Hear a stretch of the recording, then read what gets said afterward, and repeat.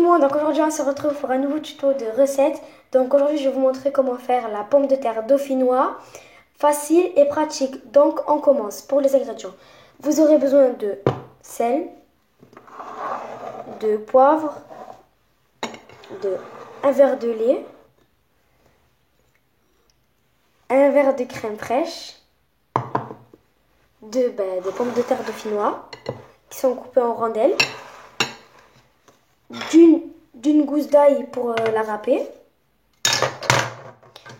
et bien sûr un récipient pour mettre tout ça. Donc on commence tout de suite avec la recette.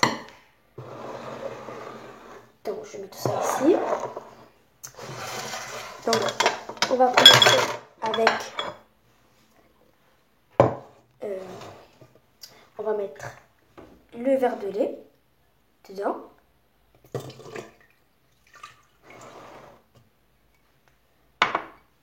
Avec le verre de crème fraîche.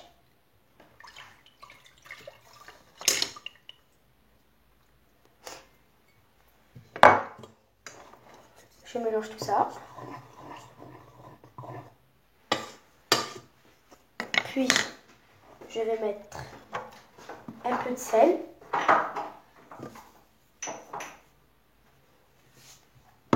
Un peu de poivre.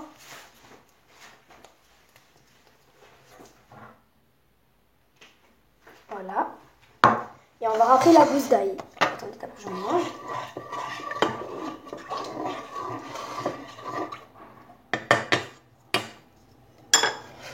Puis, on va râper la gousse d'ail.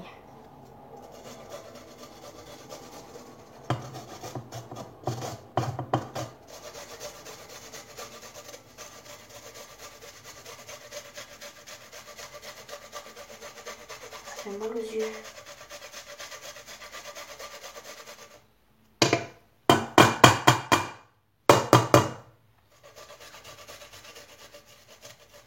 Bon, on se retrouve tout de suite, ensuite j'aurai râpé la gousse d'ail. Donc voici, je viens de râper la gousse d'ail. Donc on va ajouter la patate.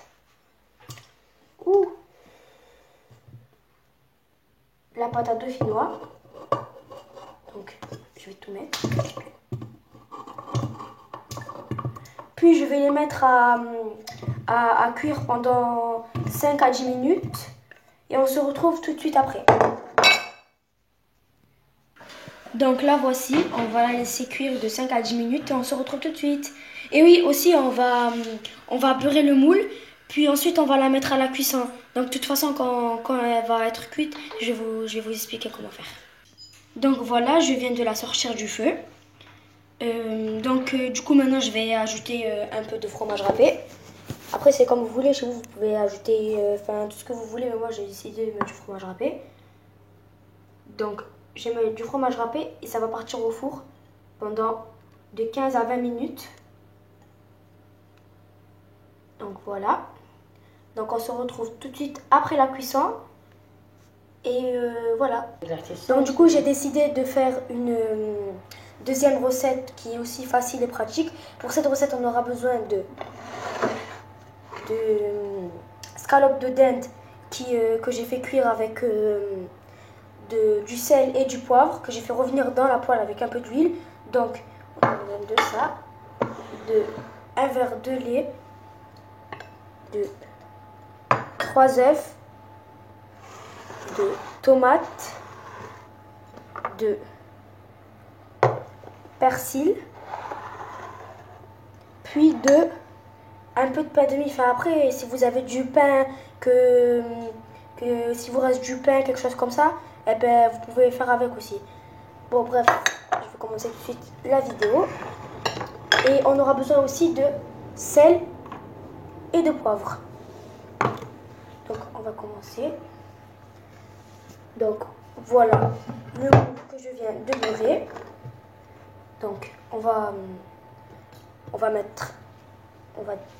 découper le pain de mie. On va le mettre.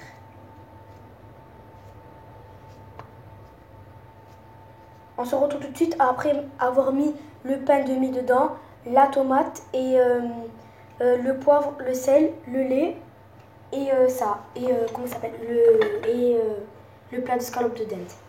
Donc on se retrouve tout de suite. Donc voilà, donc je me suis trompée en fait, il fallait pas mettre le lait juste donc voilà. Maintenant je vais mélanger les œufs avec le lait et on se retrouve tout de suite.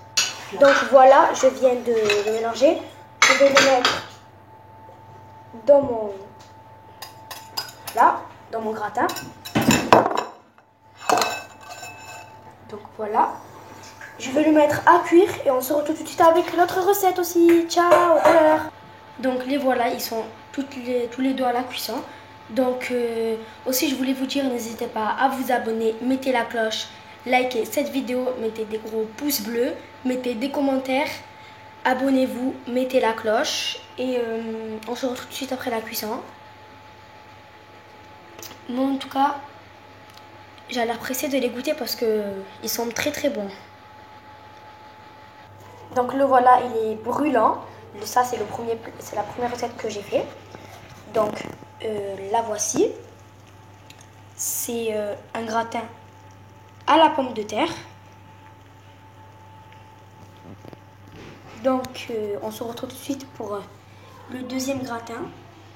Donc moi je vous encourage à aller le faire. Puis le deuxième gratin, il est en train de cuire. Donc on se retrouve tout de suite. Et je voulais vous dire aussi, oui, n'hésitez pas à tester mes vidéos et dites-moi dans les commentaires si vous en voulez que je vous fasse, que je vous fais des vidéos. N'hésitez pas à me dire et voilà, on se retrouve tout de suite.